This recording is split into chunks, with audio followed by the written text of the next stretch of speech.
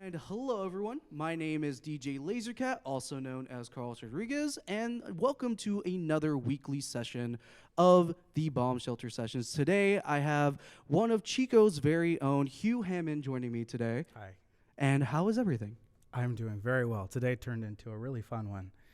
I mean, you have a show later on tonight. Yeah, I'm playing 3 hours at Almendra Winery tonight, and I just did a radio show with Dan Carter at KZFR an hour ago. So Oh, wow. it turned into a really fun music day. So you've literally had just like a whole day dedicated to just promoting your new album. Pretty right much. now. And actually, I saw you at Chico Unplugged a couple weeks ago. And first of all, really blown away by your performance at that Thank point. you. It's, you really harken back to just kind of a very different style of like pianist.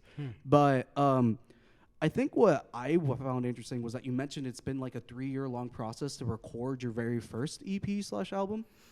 So what I meant to say was that I basically took 3 years off of doing music stuff because I got caught up in full-time work. Okay. But prior to that, I recorded this album I'm going to release soon.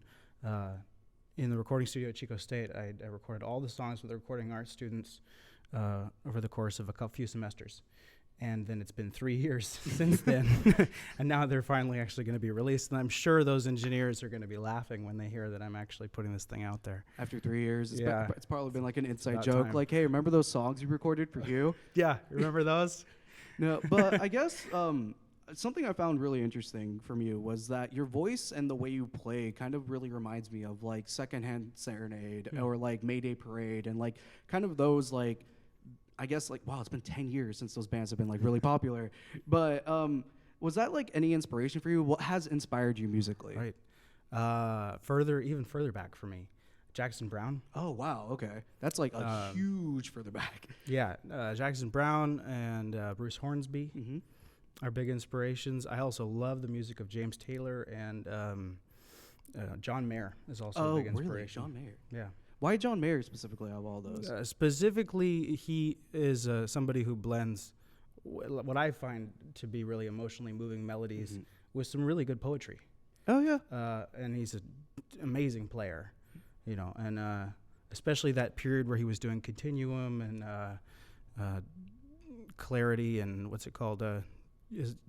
Room for Squares and all of those. Yeah. I love that stuff. And it's definitely rubbed off on me quite a bit. Yeah. Yeah, actually, Even though I'm a keyboard player. Yeah, even though but Yeah. I mean, keyboard and guitar have like very similar, just like theory in general, though. Sure. But I do really just like I feel like I just really enjoy your lyricism more than anything else. Thanks.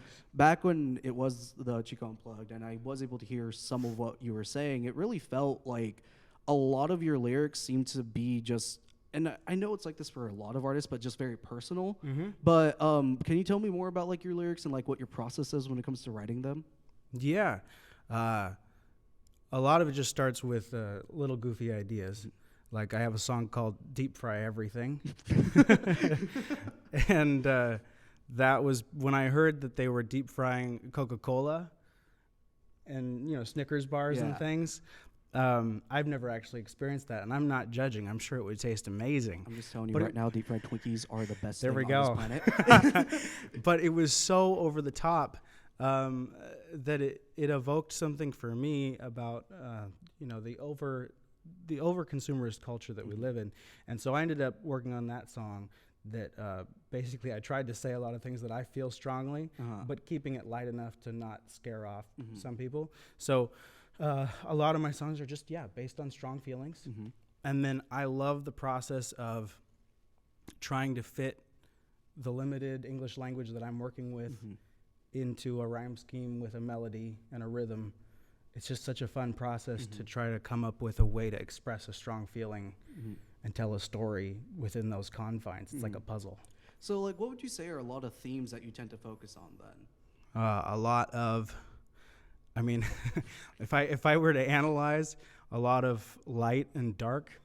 Okay. A lot of kind of imagery about light and darkness, and kind of about trying to settle down and find special parts and absurd and interesting parts of life. Okay. And of just observing them. Yeah. All right. And I mean, how long have you actually been like performing now at this point?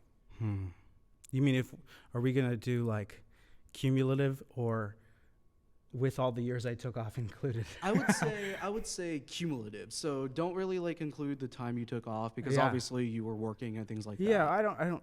Okay, I don't know if I can do all the math right now, but basically I started writing songs when I was 12. Okay. I started taking piano lessons, and then I had a great teacher, Marilyn McGee, who told me to follow my inspiration and write and play what you want to play, and I'll teach you how to play it. And then joined choir, had a choir teacher who let me write for the choir. Oh, wow. Mary Lou Lim. And I love M's in your like history at this point. That's interesting. Yeah, so a lot of teachers in my life and mentors who just said, go ahead, do it, and I'll do what I can to help you. And then had a ton of fun in the recording arts program. Did a lot more recording as an artist than an engineer. And I think I recorded 15 songs in the studio there over the time I was in school.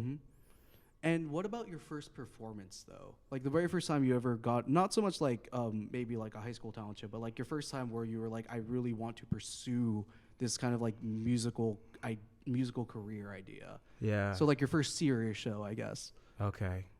I played my graduation in high school. Oh, wow. Just solo, like I'm going to play today. And there's no other feeling like that.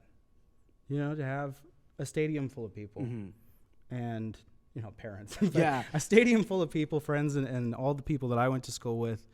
And just to share that experience with them. We're all kind of listening to this thing that I guess I'm doing, but I feel more like it's just happening and I'm part of it, It's, there's nothing else like it. And I can't let go of that. So would you say that was probably like the moment where you kind of caught like the I want to be a musician bug, I guess, like where you're like, yeah, this is what I want this feeling to keep going? Yeah, and even before that, it just feels like home. Wow. Yeah. No, I mean, you are very natural from what I've seen from you perform, of just like being up there, and you are someone who seems to want to include the crowd into your performance as well, actually talking to them, telling them about the narrative behind the songs that you've written. And as I get better, I hope to be able to do that more. No, I mean, it's a skill that you develop over time. I want to be able to interact more with people and do sing-alongs and those kinds of things. I think that not to interrupt you, but I really feel like music can serve a purpose in community to bring people together. Yeah. And I want to be part of that. Yeah, no, I mean, I definitely can see you doing that. With a lot of the lyrics, or at least the small snippet I've heard of you, it is something that seems to be that you are trying to achieve. With like the lyric, like obviously you're writing like catchy hooks that people can like grab onto and stuff like that. Sure. But I definitely commend you for that, because building a community around music can be very difficult. Yeah.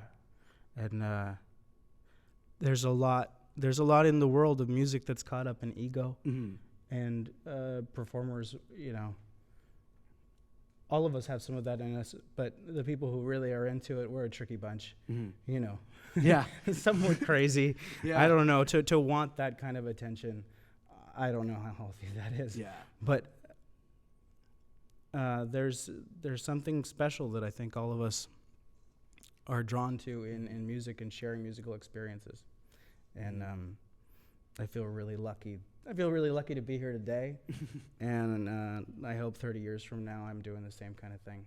Well, I hope you are too, because you are a really talented performer. Aww. And I guess just to bring this forward, what 2 songs are you going to be performing for us today? I'm going to do Deep for Everything, since I mentioned it. Yes. And if you'd like, I can also do Rebel Compass, which is the title track of the album I'm going to release. Yeah, that'd be really great. Okay. Yeah. And just to close this out, do you have anything you want to plug? Sure. Yeah. So I'm doing an album release show on March 11th at Naked Lounge from 8 to 10 p.m. And I'm so lucky I get to play with Hannah Jane Kyle and Kyle Williams. So they're going to open the show. They're each going to play probably for 30 minutes, and then hopefully we'll all get to play together on the second hour on some tunes. And man, they are just such good artists. They are phenomenal. Yeah, we have had her before, and she is just phenomenal. Yeah. And then, yeah, if you guys want more information or you want to see videos or anything like that, I have a Facebook channel under my name, Hugh Hammond Music. I also have a website, Hugh Hammond Music, and YouTube and all of that. So, it's such a And pleasure to how be can here. people buy your album? Well, I'll have it for sale at the show, for sure. And then it'll be streaming on Spotify and available on iTunes, and going through CD Baby to try to get it out as far and wide as possible. So Awesome. Well, thank you for joining us today. thanks. And I can't wait to hear you perform. Oh, I really appreciate it, Carlos.